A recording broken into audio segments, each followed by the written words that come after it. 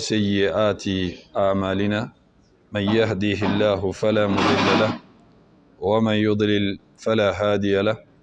وأشهد أن لا إله إلا الله وحده لا شريك له وأشهد أن محمدا عبده ورسوله يا أيها الذين آمنوا اتقوا الله حق تقاته ولا تموتن إلا وأنتم مسلمون يا أيها الناس اتقوا ربكم الذي خلقكم من نفس واحدة وخلق منها زوجها وبث منهما رجالا كثيرا ونساء واتقوا الله الذي تساءلون به والأرحام إن الله كان عليكم رقيبا يا أيها الذين آمنوا اتقوا الله وقولوا قولا سديدا يصلح لكم أعمالكم ويغفر لكم ذنوبكم ومن يطع الله ورسوله فقد فاز فوزا عظيما وأما بعد فإن أصدق الحديث كتاب الله وخير الهدي هدي محمد صلى الله عليه وسلم وشر الأمور محدثاتها وكل محدثة بدعة وكل بدعة ضلالة وكل ضلالة في النار. وبعد، الرحمن على العرش استوى كما أخبر وعلى الوجه الذي أراد وبالمعنى الذي قال وبالكيف الذي هو أعلم وما قدر الله حق قدره والأرض جميعا قبضته يوم القيامة والسماوات مطويات بيمينه سبحانه وتعالى عما يشركون وقالوا اتخذ الله ولده سبحانه بل له ما في السماوات والأرض كل له قانتون بديع السماوات والأرض وإذا قضى أمرا فإنما يقول له كن فيكون ليس كمثله شيء وهو السميع البصير لا ينام الله تبارك وتعالى ولا ينبغي له أن ينام بيده القسط يرفع ويخفض حجابه نور لو كشفه عن وجهه لأحرقت سبحات وجهه ما انتهى إليه بصره من خلقه وقد انتهى بصره إلى كل شيء من خلقه وله المثل الأعلى في السماوات والأرض وهو العزيز الحكيم وهو الذي إله في السماء وإله في الأرض وهو العليم الحكيم فالاستواء معقول والكيف مجهول والإيمان به واجب والسؤال عنه بدعة ومن الله رسالة وعلى رسول البلاغ. وبعد، شرح كتاب الفرقان لشيخ الإسلام أحمد بن تيمية رحمه الله تعالى. الدرس السابع. الحمد لله بلمو أنك الله سبحانه وتعالى أنك تنو أنك فو أنك ولي مندو أنك بركدا aka herew anaka nemew munun fanga ka girin hakiliw ka jagabolima munun ka ca newun ka jateli ani jateli kebagaw ani jateli kefenw ka jatelima ambo masabayi be seereya ka fo bato mate min ni tiɲɛ bato ka kan ni masa rahmanu kelen tɛ a kɔrɔtara ka larshiba sanfɛ fɛn tɛ ye min bɛ dogo a la a ka danfɛnw ka kibaruya la be seereya k'a fɔ alakira muhammad sallallahu alaihi wasallam a ka jɔn do a ka ciden do a ye cilakan lase i n'a fɔ a ka kan cogoya min na. An bɛ kitabul furqani sharhu la n'o ye Ibn Taymiya ka kitabu min rahimahullahu ta'ala n'a y'a labɛn faranfasiya min bɛ ala ka waliju ani sɛtanɛ ka waliju ni ɲɔgɔn cɛ. An bɛ sigida 7 na. O donna an kun jɔra yɔrɔ min na o de ye nafigiya n'o ye cogoya min ye silamɛya kɔnɔna la. Bon caman kɛra o la i n'a fɔ karamɔgɔkɛ a y'a ladon kumaw kɔnɔna la cogo min na. O de la a ko i k'a dɔn k'a fɔ nafigiya de ye fɛn jumɛn ye. فكذلك من المنافقين الذين يظهرون الإسلام يقرون في الظاهر بشهادة أن لا إله إلا الله wa anna muhammadan rasulullah o be son silamɛya ma ka sabati kɛnɛmala la k'a fɔ ala ye kelen ye bato maa tɛ yen min ni tiɲɛ bato ka kan n'ale ala tɛ nin bɛ u nɛn kan ka sɔn fɛnɛ k'a fɔ alakira muhammad sallallahu alaihi wasallam ala ka ciden don wa annahu mursalun ila jami'il insi ila jami'il jinni wal ins bal ila thaqalain k'a fɔ alakira sallallahu alaihi wasallam cilen don ka taa jinɛw ni adamadenw bɛɛ ma wa ya'taqiduna fil batin ma yunaqidu zalik aywa min bɛ u kɔnɔna la o ni nin kuma min n'an y'a fɔ kɛnɛmala ani kɔnɔna kelenw tɛ mislu an la yuqirru fil batin bi annahu rasul o ɲɔgɔnna dɔ ye u t'a sabati u kɔnɔ k'a fɔ ala ka ciden sallallahu alaihi wasallam ko k'a fɔ ciden don wa innama kana malikan muta'a olu b'a sabati u kɔnɔna la k'a fɔ alakira sallallahu alaihi wasallam ciden tɛ bal masakɛ dɔ don dɔrɔn ni mɔgɔ kan ka tugu a kɔ nin ye u ka kɔnɔna ta ye sasa nasa bi ra'yihi min jinsi ghayrihi min al-muluk a ye politiki ta siyasa de ye politiki ye n'a fɔra ko politiki mɔgɔ caman bɛ politiki kɔrɔ kɛ min ye o tɛ dɛ n'i ko politiki dɔrɔn mɔgɔ caman bɛ ko politiki ye nkalon de ko kɔrɔ de ko ka mɔgɔw mara ni nkalon ye ayi السياسة الشرعية نين كتابو تجي منتمية أي كتابو دولا بأوير كما أبي فمي ماكو السياسة الشرعية شريعة بوليتيكي نبي نيومان تمليون ويه ماو مرا ني شريعة تاسرة منوية دونك أبي فوري ماكو شريعة بوليتيكي ني ماو يه منالي كنوي politiki ye de maaw bɛ se ka mara cogo ɲuman min na adamadenya tɛ tiɲɛ diinɛ tɛ tiɲɛ a bɛ fɔ de ma ko siyasa sariya politiki mɛ n'i ko politiki bi dɔrɔn mɔgɔ dɔw b'a kɛ dɔrɔn ko politiki kɔrɔ de ko nkalon ayi o tɛ a bɛ se ka kɛ mɔgɔ dɔw y'a kɛ nkalon sira ye ka fɛn fɔ mɔgɔw ye minnu tɛ sawaba ye mɛ o kɔrɔ tɛ k'olu tigilamɔgɔw bɛ k'a labaara cogo min na k'a tɔgɔ bɛ kɛ o ye ayi nka nafigiw olu ko ko ala ka ciden sallallahu alaihi wasallam masakɛ de don a ye maaw mara ni a ka hakilinaw ye i n'a fɔ masakɛ tɔw tɛmɛna cogo min na bon nin b'a yira olu sɔnnen tɛ alakira ka cidenya ma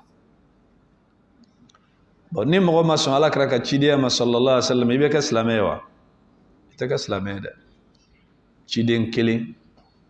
minnu tɛmɛna alakira yɛrɛ tɛ dɛ sallallahu alaihi wasallam ala ye minnu ci ka tɛmɛ ni i banna kelen na k'o nkalontigɛ i bɛ kafiriya mun de y'a to juifuw kafiriyara parce que olu sɔnna Musa de ta ma u ma sɔn ciden tɔw ta ma mun y'a to kerecɛnw kafiriyara olu sɔnna Isa ma alayhi salam u ma sɔn ciden tɔw ta ma bon alakira mantonw olu limana ni alakira sallallahu alaihi wasallam ka limana ciden fɛn fɛn cira ka kɔ alakira ɲɛ k'a fɔ k'a bɛɛ ciden de la nufarriqu bayna ahadin min rusulihi an tɛ faranfasiya ta ka bɔ ala ka cidenw ni ɲɔgɔn cɛ a bɛɛ lajɛlen ye ala ka ciden de izan nin ye nafigiw ka kɛnɛma ko ye aw يقولون إنه رسول إلى الأميين دون أهل الكتاب wali udun b'a fɔ ko alakira sallallahu alaihi wasallam ko ciden do ko ka taa kunfinw de ma mais chrétiens ni juifs olu sen t'a la alakira ka cidenya sallallahu alaihi wasallam ala y'a ci ka taa danfɛn bɛɛ lajɛlen ma jinɛ ni adamaden bal alakira y'a fɔ sallallahu alaihi wasallam a ko ne ni cidenw ka koɲɛ o b'i n'a fɔ cogo di a ko ne ni cidenw ka koɲɛ kɛra i n'a fɔ so dɔ minɛna ka jɔ mɔgɔw nana u bɛ ka so in lajɛ u bɛ ka munumunu fan bɛɛ fɛ u bɛ so in lajɛ n'u ye so in ye u b'a fɔ nin so in kɔni a ɲɛna tiɲɛ yɛrɛ la nka so in birikiden kelen bɛ yen o de bɛ so in jɛ so kɔkana n'a ɲɛkana n'i y'a lajɛ i tɛ dan sɔrɔ a la mɛ n'i nana bɛɛ b'a fɔ ko tiɲɛ yɛrɛ la nin so in a ɲɛna koyi problème min bɛ yen dɔrɔn birikiden kelen min bɛ yen n'o ma don so in na k'a dafa n'o kun farala so in kan a kun bɛ ɲɛ alakira ko sallallahu alaihi wasallam ana hazihi labina allati kamula biha hazal bina a ko ne de ye o birikiden kelen ye min nana ka so in minɛ k'a dafa o kɔrɔ alakira de nana ka cidenya minɛ k'a datugu sallallahu alaihi wasallam alakira nalen kɔfɛ ciden wɛrɛ tɛ ci alakira kɔfɛ ni mɔgɔw ye fɛn fɛn fɔ k'a fɔ ko ciden wɛrɛ bɛ alakira kɔfɛ sallallahu alaihi wasallam ni mɔgɔ min t'a dɔn o ye fili ye ani mɔgɔ y'o sabati i bɛ se ka kafiriya ni o kuma ye k'a d'a kan o ye ka ala ngalontigɛya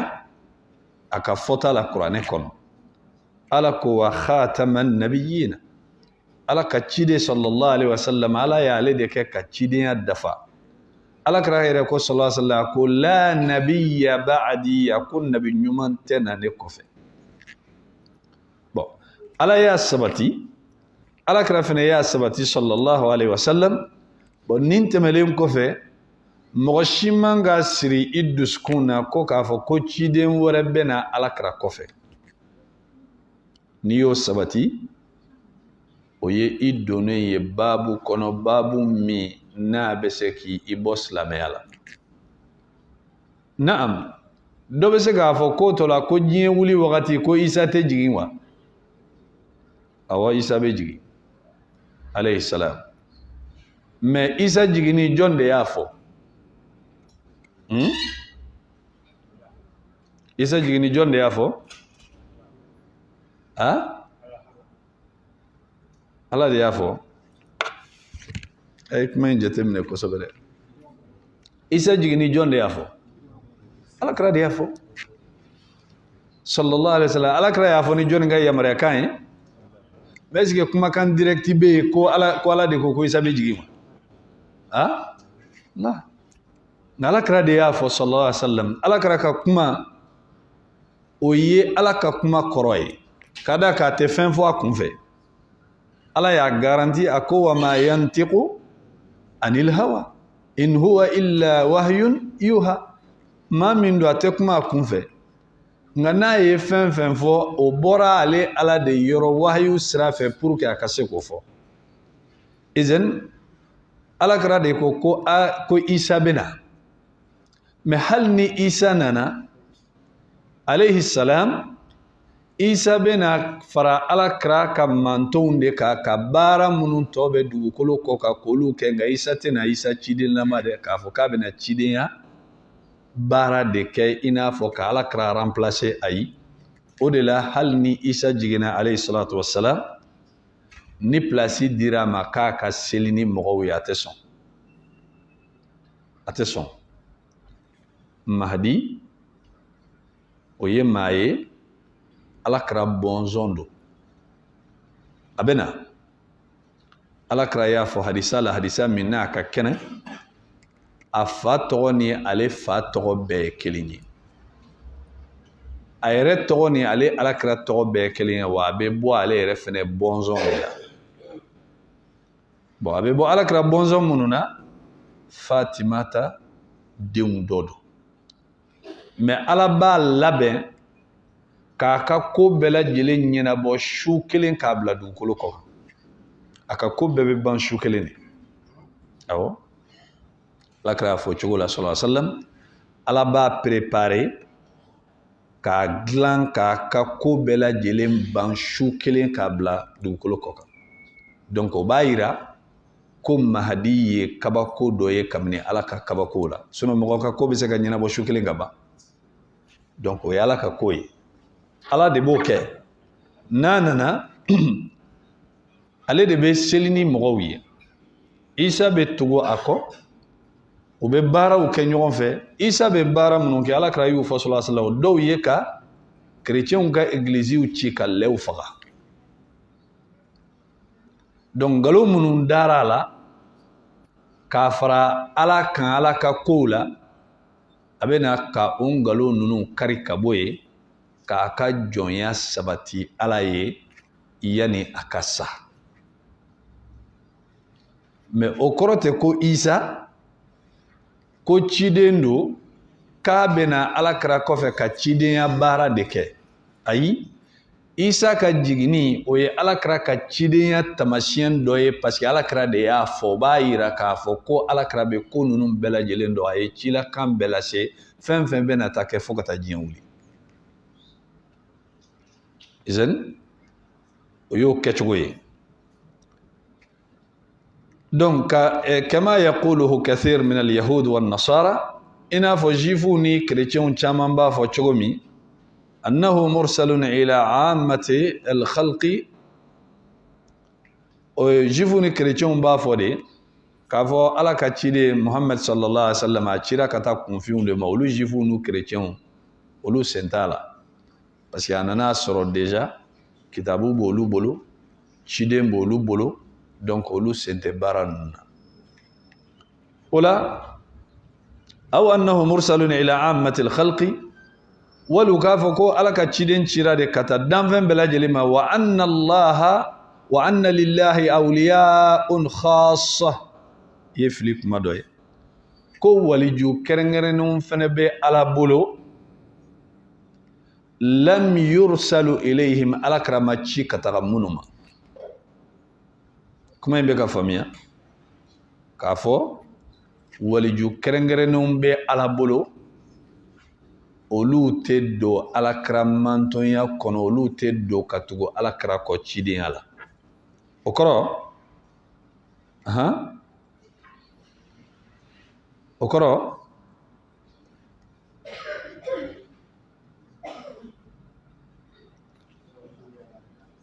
a ye kuma kɛ ni waliju sɔrɔla alakira ma ci minnu ma o bɛ fɛn dɔ de yira o ye jumɛn ye nin ye mɔgɔ dɔw de ka kuma ye dɛ ka d'a kan karamɔgɔkɛ bɛ na ni fɛnw de ye k'u fɔ bibi na ninnu bɛ yen ninnu bɛ yen fili kuma de don mais biya mɔgɔw bɛ yen a bɛ yen yɔrɔ jan tɛ dɛ o b'an ka Mali yɛrɛ la yan mɔgɔ minnu kelen don k'u yɛrɛ labɔ alakira ka cidenya kɔnɔ wala yahtajuna ilayhi olu tɛ ça veut dire que olu bɛ titiri min ni degré min na ala jɔnya ni ala bato la olu kariyalen don ka bɔ kuranɛ kɔ olu kariyalen don ka bɔ hadisa kɔ alakira b'a ta yɔrɔ min olu yɛrɛ b'a ta yen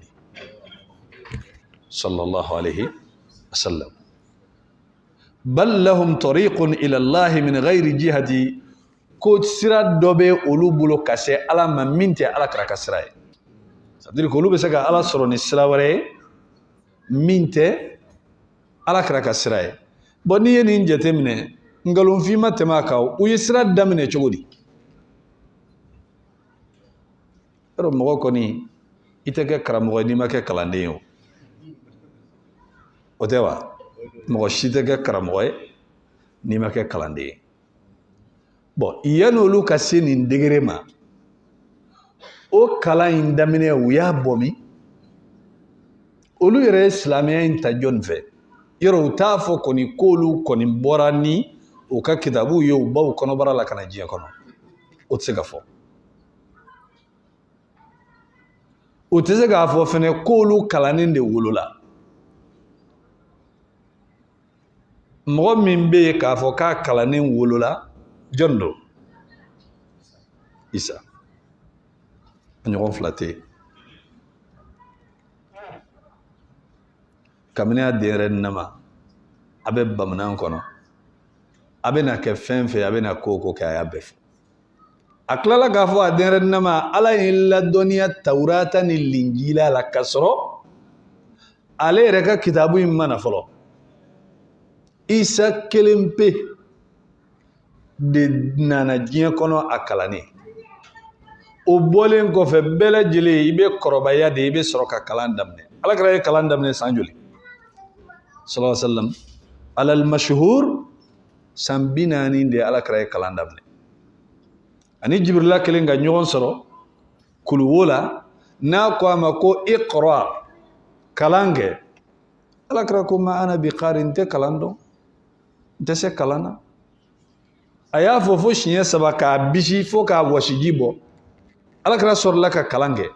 kuranɛ ka sɔrɔ ka jiginin daminɛ Ala ko wa allamahu shadidul quwa fangabatigi dunge o de ye Alakira la kalan n'o ye Jibrila ye awa ciden o ciden bɛ yen Jibrila de cira ka taga u ma o tɛ donc o kɔrɔ ni karamɔgɔ bɛ cidenw na ayiwa maa jumɛn bɛ yen tuguni ko karamɔgɔ tɛ la o la ninnu maa minnu b'a fɔ k'olu sera degré min na Alakira ma ci ka t'olu ma olu ka walijuya sera titiri min ma olu mago tɛ Alakira la sira wɛrɛ kɛrɛnkɛrɛnnen de bɛ olu bolo o sira min n'o b'olu ni Ala cɛ olu tɛ passé Alakira fɛ nin kuma in b'a yira ko nkalon don ka d'a kan an kan k'u ɲininka aw karamɔgɔ ye jɔnni ye ni karamɔgɔ fɔra tagayɔrɔ bɛ dɔn e karamɔgɔ min fɔra ninnu mana kuma cogo o cogo u b'a fɔ k'u bɛ kuranɛ de kalan u tɛ se k'a fɔ ko kuranɛ kura b'u bolo dɛ ninnu mana kɛ cogo o cogo u bɛ seli de u tɛ se k'a fɔ ko seli kura wɛrɛ b'u bolo Alakira mana ni seli min o tɛ yen izin o la o b'a yira k'a fɔ adamaden kow mana kɛ lahalaya o lahalaya la maa si ka walijuya tɛ se ka dafa fo Alakira de ka kɛ i karamɔgɔ n'i ka alimami ye n'i ko ko sira b'e bolo e kariyalen don Alakira kɔ e bɛ se ka Ala sɔrɔ ni Alakira tɛ Ala yɛrɛ kɔ k'o tɛ se ka kɛ o ye nkalon ye kuranɛya jɛlen de don an bɛ jɔnni ka kuma minɛ Ala ka kuma kɛrɛfɛ Alakira sallallahu alaihi wasallam kuranɛ aya jɛlen na n'i ye mɔgɔ fɛn fɛn ɲininka ni Ala jɔn ɲuman don ko karisa Ala ka di ye wa Alakira ka di ye wa a bɛ mun fɔ a bɛ mun fɔ awɔ bon jɔnni ka Ala jɔnya bɛ se ka dafa ko Alakira ko t'a kɔnɔ n'o kɛra i tɛ Ala ka groupe la dɛ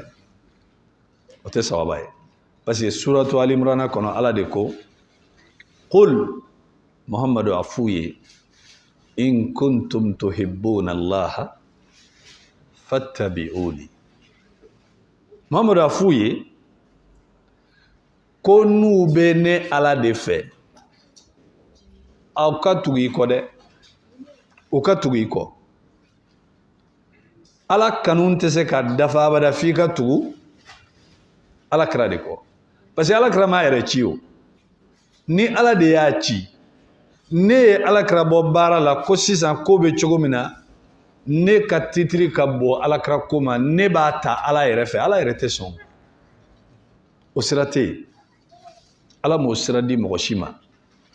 an b'a dɔn k'a fɔ sira min bɛ Ala n'a ka jɔnw cɛ Ala ye sababu min k'o la jɔnw don cidenw ni nabi ɲumanw o tɛ wa kabini Ala ye adamadenw da sira min bɛ Ala n'a ka jɔnw cɛ cidenw ni nabi ɲumanw de don n'o tɛ mɔgɔ wɛrɛ tɛ se ka sira wɛrɛ yira parce que Ala dar'o olu de la k'olu sugandi k'a ka mɛlɛkɛw lajigi u k'a ka kumaw bɛ f'u ɲɛna ci min bɛ Ala bolo olu b'a lase adamadenw ni jinɛw ma sira wɛrɛ tɛ yen Ala n'a ka jɔnw cɛ ni cidenw ni nabi ɲumanw ka sira tɛ bon ni mɔgɔ o mɔgɔ de ko sisan ale bɛ se ka Ala sɔrɔ ka sɔrɔ cidenw tɛ ale bɛ se ka Ala sɔrɔ an ka nin wagati in na ka sɔrɔ Alakira tɛ fo n'o kɛra sɛtanɛ sira ye o tɛ se ka kɛ ala sira ye k'a d'a kan ala tɛ kuma fɔ ka tila k'a yɛrɛ sɔsɔ a ko a ye tugu ala kira kɔ ala bɛ aw kanu a bɛ aw jurumu yafa ne ko k'e bɛ se ka ala sɔrɔ sisan ka sɔrɔ ala kira tɛ an bɛ ɲininka jɔn y'o f'i ye i bɛ dalilu de di dɛ ka d'a kan diinɛ la mɔgɔ tɛ se ka kuma i yɛrɛ ma ten dɔrɔn ko n bɛ se ka nin kɛ wali nin bɛ se ka kɛ ka sɔrɔ i ma dalilu di ala ye fɛn fɛn fɔ dalilu de b'a la ala kira ko sallallahu alaihi wasallam innahu man ya'ish minkum fasayara ikhtilafan kathira i k'a dɔn k'a fɔ mɔgɔ o mɔgɔ n'a ye si sɔrɔ aw la n'a ye ɲɛnamayala kuntala jan kɛ a tigilamɔgɔ bɛna fɔnkɔɲɔgɔnya caman de ye diinɛ la nin kuma in fɔra san joli an b'a san joli la bi 1442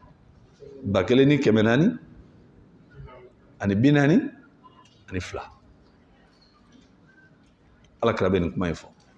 a ko ni mɔgɔ o mɔgɔ ɲɛnamaya kɛ aw la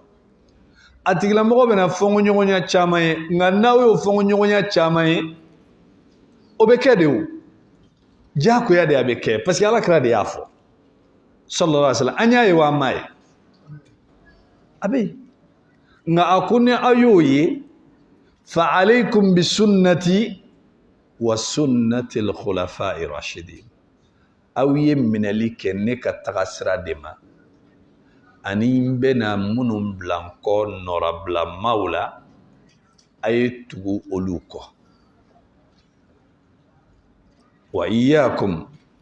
wa muhdisatil umuri yana ka so ma a ko a bɛna fɔnkɔɲɔgɔnya caman ye n kɔ dɛ nka n bɛ aw ladi a y'aw yɛrɛ janto aw yɛrɛ la aw k'aw yɛrɛ kɔlɔsi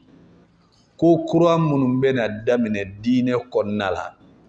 aw k'a dɔn k'a fɔ ko kura o ko kura o ye fili de ye fili siraw don a kana tugu kɔ dɛ fa alaykum bi sunnati wa sunnati al-khulafa'i rashidin a y'aw jija aw ka minɛli kɛ ne ala kɛra ka taa sira ma ni n bɛna nɔrabila minnu to n kɔ kanda jɔnw don u tɛ fili sira kan u y'a ta ni muhamadu nɔfɛ sallallahu alaihi wasallam abi bakr siddiq umar al-faruq usman ibn affan ali al-shuja' al-batal usman al-karim al-hayy aw ye tugu ninnu kɔ fa'addu alayha bin nawajiz a ye a poro ni aw tagajuw ye a y'a minɛ n'aw tagajuw ye a kan'u nɔ bila dɛ o la sisan n'an y'a ye k'a fɔ mɔgɔ de bɛna sɔrɔ maa min bɛ nin kuma fɔ o ko de k'olu kɛra kama kana al-khidru ma'a musa alayhi salam i y'a ye k'olu b'i n'a fɔ musa ni khidru a bɛ khidru dɔn dɔnnikɛla belebeleba min n'an y'a ka ko fɔ karidon tɛmɛnen o de ye khidru ye dɔnnikɛla dɔw ko k'a welela ko khidru mun na n'a y'a ten turu yɔrɔ o yɔrɔ yen bɛ kɛ binkɛnɛ ye maa ɲuman don abdul saleh ala yɛrɛ y'a wele ala ka jɔn ɲuman de don mɛ ciden tɛ dɛ ciden tɛ nabi ɲuman tɛ mɛ ala ye dɔnniya d'a ma min di ciden ma a m'a di nabi ɲuman ma o ye ala ka kow ye mɛ nin yɔrɔ la a y'aw yɛrɛ kɔlɔsi moriw bɛ don n'aw ye bin kɔnɔ dɛ ka d'a kan n'i ko k'i bɛ moriya lagosi u bɛ baara minnu kɛ u b'a fɔ ko khidru dun ayi khidru ka kiiri o tɛmɛna khidru ni aw tɛ kelen ye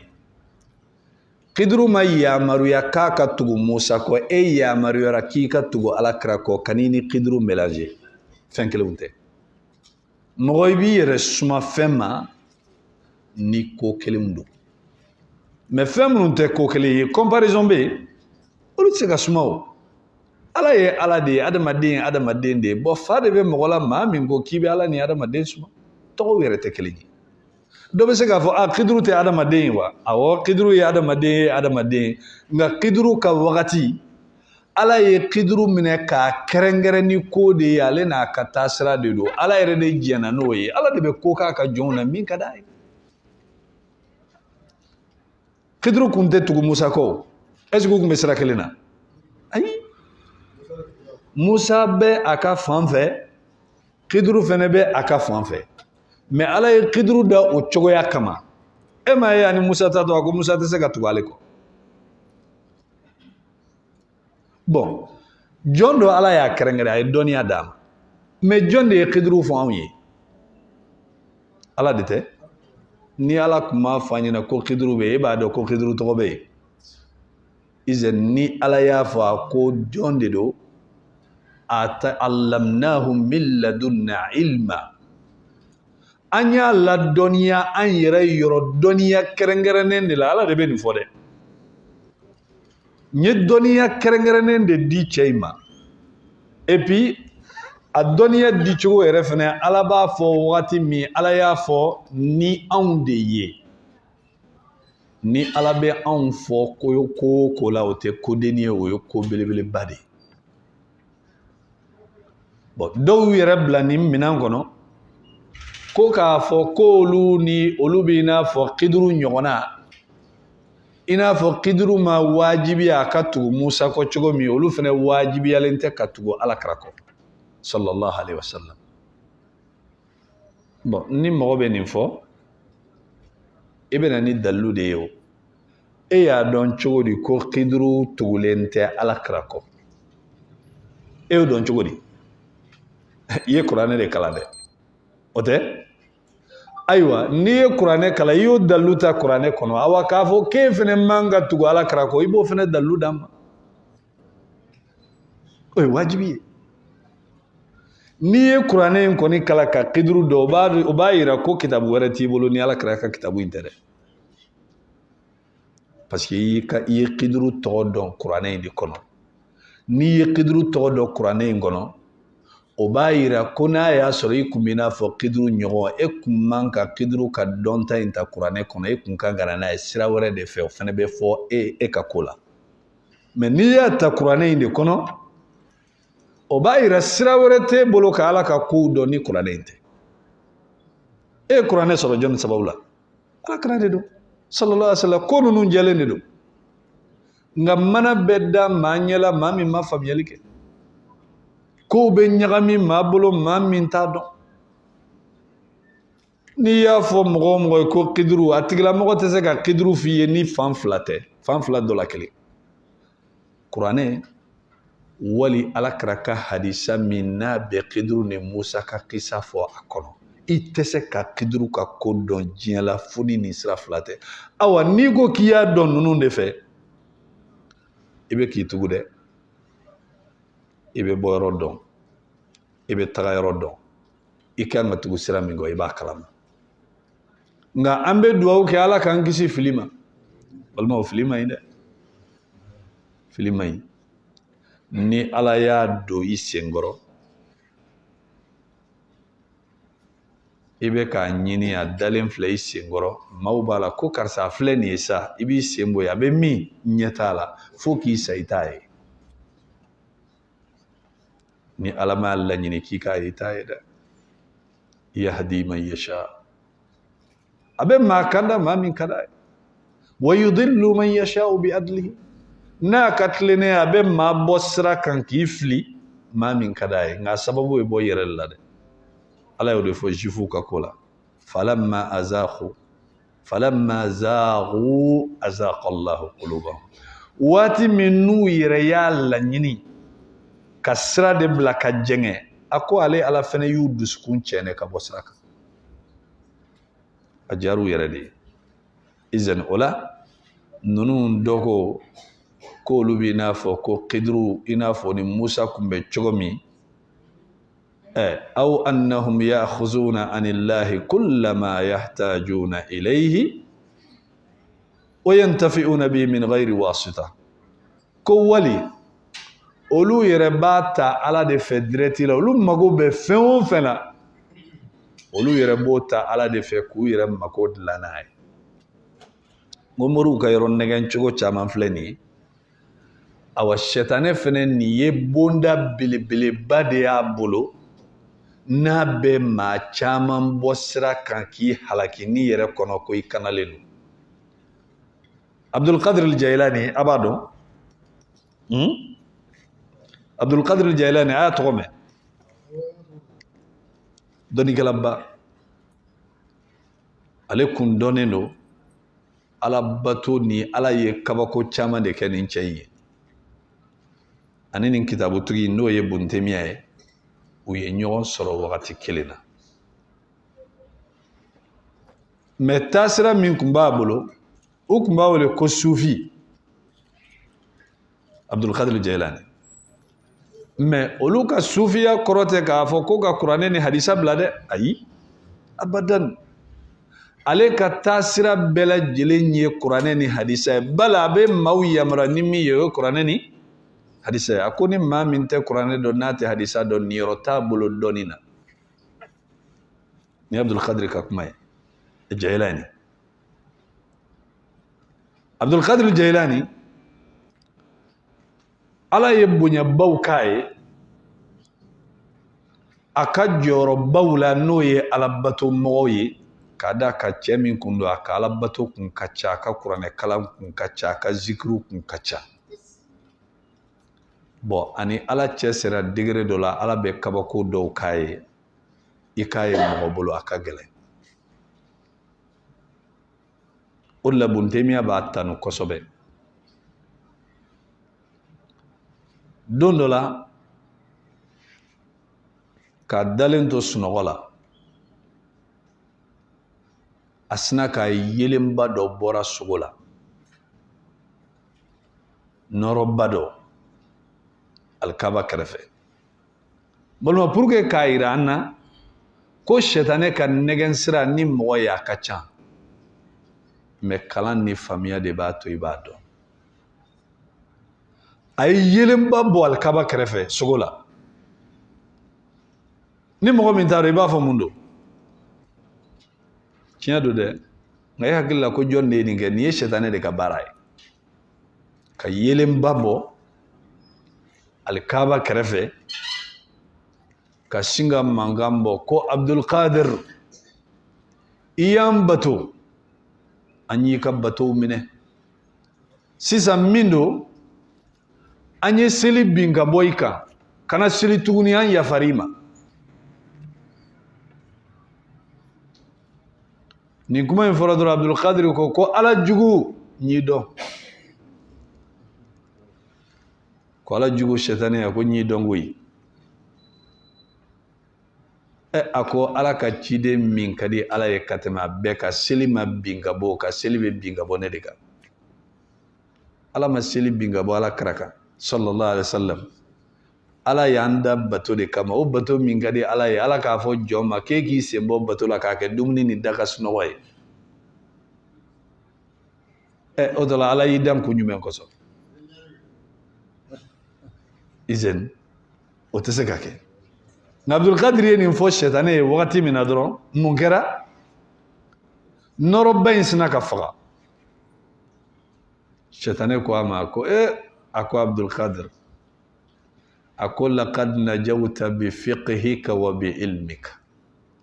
A ko i kisira n'i ka dɔnni n'i ka faamuya ye. A ko n ye mɔgɔ caman de ta tiɲɛ karamɔgɔw la tan.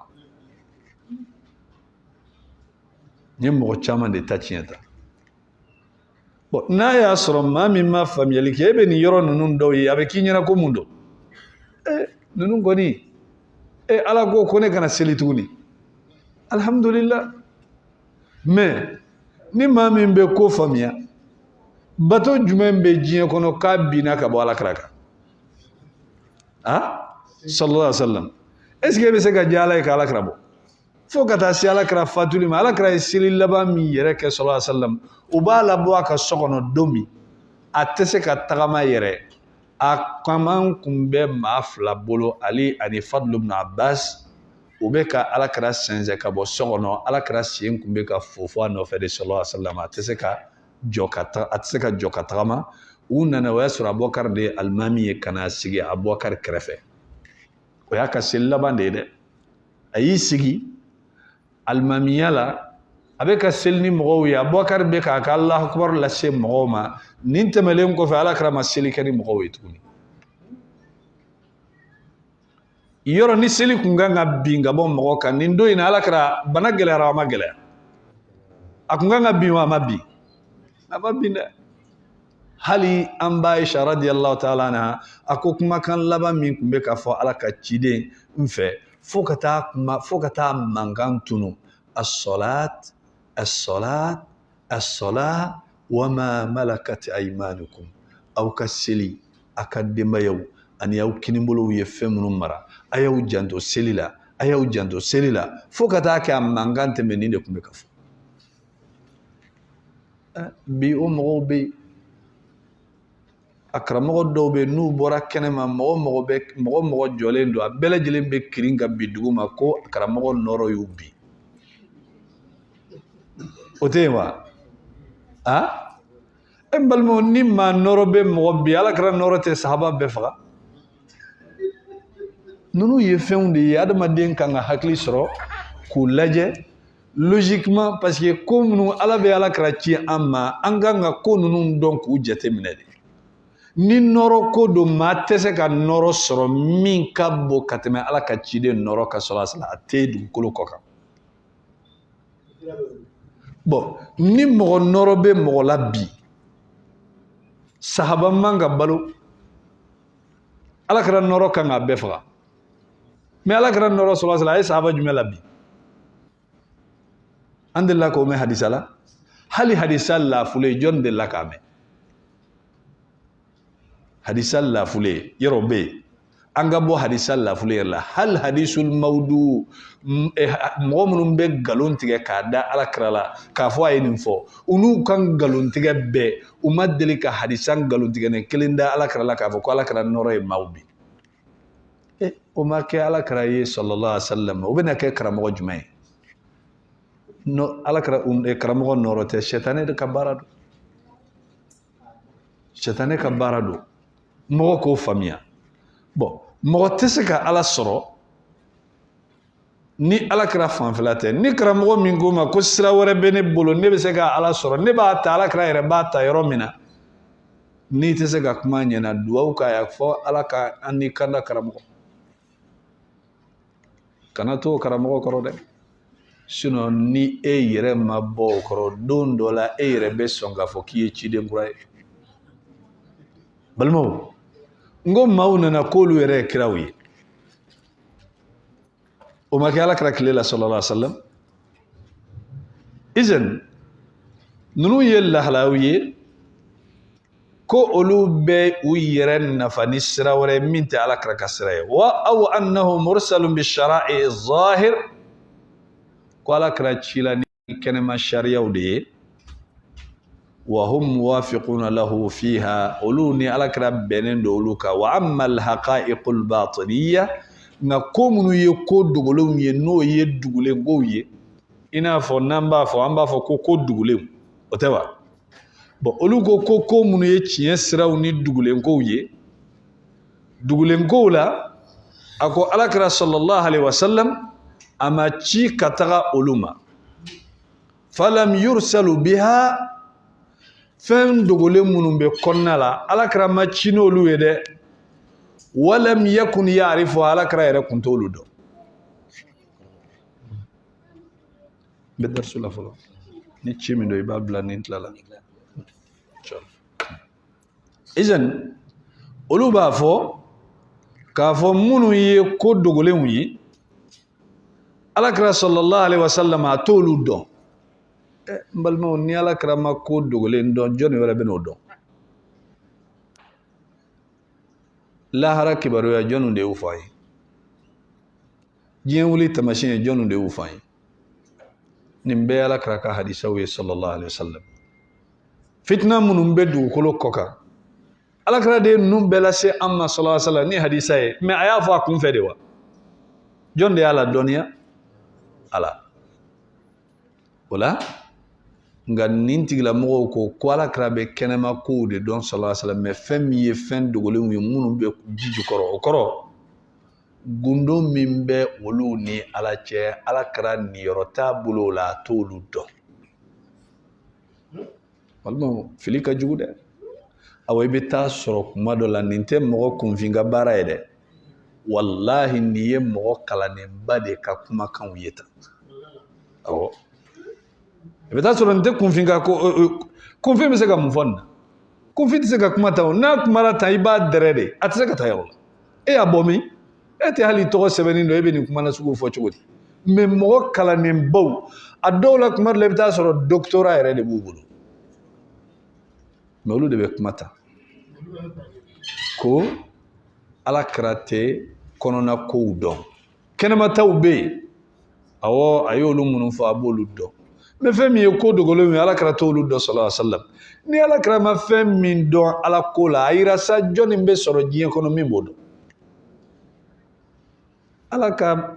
maa min sugandi diɲɛ bɛɛ sanfɛ k'o ci n'a ka cilakan ye e ka alakira kɛ kunfin ye k'e kɛ dɔnnikɛla ye ka tɛmɛ alakira kan e bɛ taa jamana jumɛn kɔnɔ e fana ye silamɛ modèle jumɛn ye e bɛ ka ala jumɛn bato i kan k'o ala fɔ an ye dɛ alakira kɔni ye ala min ye alakira kɔni ci i tɛ se k'a fɔ k'i bɛ k'o bato i b'a sɔrɔ i bɛ ka ala wɛrɛ de bato min t'o ala ye ka d'a kan ala de b'a ka kow di cogo min ka d'a ye ala ko Allahu a'lam haythu yaj'alu risalata a ko ale ala b'a dɔn a b'a ka ciden bɔ yɔrɔ min ciden t'a yɛrɛ sugandi o nabi ɲuman tɛ se k'i yɛrɛ sugandi ko ala n ta kandida ko tɛ ko k'i b'i ka kandida don n'i gagné wali n'i perdre la ayi ala yɛrɛ de bɛ ciden tɔmɔ a bɛ nabi ɲuman tɔmɔ e ma ye a ye muso k'a ye wa a diyara a ye cogo min na o don izin o la ninnu ka kuma ye nin ye aw hum a'rafu biha minhu o ko k'olu yɛrɛ de bɛ ko dogolenw yɛrɛ dɔn ka tɛmɛ alakira kan aw ya'rifunaha mislama ya'rifuha min ghayri tariqatihi o ko wali parce que u ka mɔgɔw ka kuma ka ca dɔw ko k'olu yɛrɛ bɛ min dɔn ko alakira t'o dɔn parce que ko mana kɛ cogo o cogo i b'a sɔrɔ dɔ bɛ dama tɛmɛ a mana kɛ cogo o cogo dɔw ko olu b'a dɔn a bɛ min dɔn olu b'a dɔn nka olu kɔni t'a ta ale de ka sira fɛ olu fana y'a dɔn sira wɛrɛ de fɛ min tɛ alakira ka sira ye ninnu fana ka kuma ka fisa ka tɛmɛ minnu kɔ k'olu bɛ min dɔn alakira t'o dɔn i b'a sɔrɔ kuma mana juguya cogo o cogo dɔw bɛ sira ta min ka nɔgɔ ka tɛmɛ izan balimaw nin bɛɛ lajɛlen ye taamasiyɛnw ye mɔgɔ mana kɛ nin lahalaya la an kan k'a dɔn k'a fɔ tiɲɛ yɛrɛ la ni maa min ko k'ale bɛ diinɛ dɔn ka tɛmɛ alakira ka sallallahu alaihi wasallam o tigilamɔgɔ tɛ se ka wele ko ala ka waliju abadan o tɛ waliju ye dɛ o ye sɛtanɛ ka waliju ye siga foyi t'o la o tigilamɔgɔ yɛrɛ ka kuma b'o yira ala ka waliju ala y'o fɔ an ɲɛna koyi allazina amanu wa kanu yattaqun minnu limaniya n'u bɛ siran ala ɲɛ maa bɛ se ka kɛ ala ɲɛ siran jɔn ye k'i tɛ tugu alakira kɔ maa bɛ se ka kɛ limaniya jɔn ye k'e tɛ tugu alakira kɔ sallallahu alaihi wasallam nka ni maa min ko k'e bɛ min dɔn ko alakira t'o dɔn o ye kabako ye kuranɛ jiginna mɔgɔ kelen de kan alakira kɔfɛ sallallahu alaihi wasallam maa minnu n'u ka dɔnniya ka fisa ni dugukolo sanfɛla maa bɛɛ o ye sahabaw ye sahabaw tɛmɛlen kɔfɛ tabiinaw bal alakira ye khairul quruni qarni thumma allazina yalunahum thumma allazina yalunahum a ko waati min maaw ka fisa ni waati bɛɛ o ni muhamadu bɛ waati min na ani min bɛna o kɔfɛ ani min bɛna o kɔfɛ dɔnnikɛlaw ko qarnu 3 san 300 o tɛmɛlen kɔfɛ a banna mais i b'a sɔrɔ an ka nin bi wagati de la maa minnu ma hali olu qarni mɔgɔw yɛrɛ y'u ɲɛ la maa minnu m'o wagati yɛrɛ mɔgɔw ɲɛ la olu b'a fɔ k'olu bɛ min dɔn diinɛ la ko alakira yɛrɛ t'o dɔn olu bɛ se ka ala sɔrɔ ka sɔrɔ alakira tɛ olu mago tɛ alakira la alakira b'a ka sira fɛ olu b'u ka sira fɛ parce que titiri dɔ olu sera degré min na dɔw yɛrɛ bɛ se degré dɔ la k'a fɔ ko sun binna ka bɔ olu kan seli binna ka bɔ olu kan jaga binna ka bɔ olu kan olu ni ala yɛrɛ de b'a discuter olu ni ala yɛrɛ de b'a discuter an ka nin wagati in na ala k'an kanda سبحانك اللهم وبحمدك أشهد أن لا إله إلا أنت أستغفرك وأتوب إليك. سبحان ربك رب العزة عما يصفون وسلام على المرسلين والحمد لله رب العالمين.